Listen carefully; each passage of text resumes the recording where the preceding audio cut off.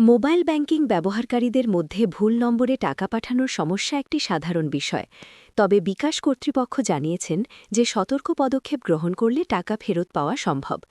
পরিস্থিতি ১, প্রাপক যদি নন বিকাশ ব্যবহারকারী হন। যদি টাকা এমন একটি নম্বরে চলে যায় যা বিকাশে রেজিস্টার করা নেই, তবে সহজেই অ্যাপের মাধ্যমে টাকা ফেরত নেওয়া যেতে পারে। এর জন্য যে ধাপগুলো অনুসরণ করতে হবে: অ্যাপে গিয়ে সেন্ড মানি অপশনে যান।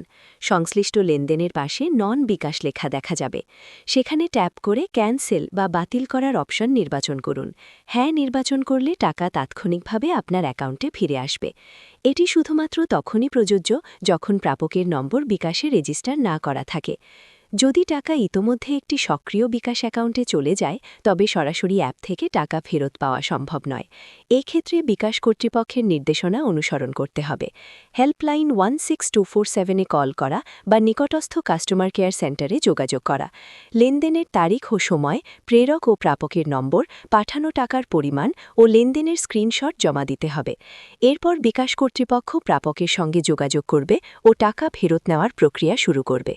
যদি প্রাপক টাকা ফেরত দিতে অস্বীকার করেন, তবে ভুক্তভোগী আইনি সহায়তার জন্য ব্যবস্থা নিতে পারেন।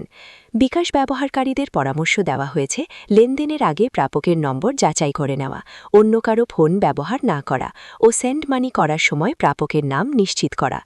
ভুল নম্বরে টাকা পাঠালেও আতঙ্কিত হওয়ার কিছু নেই। দ্রুত ও সঠিক পদক্ষেপ নিলে টাকা ফেরত পাওয়া সম্ভব।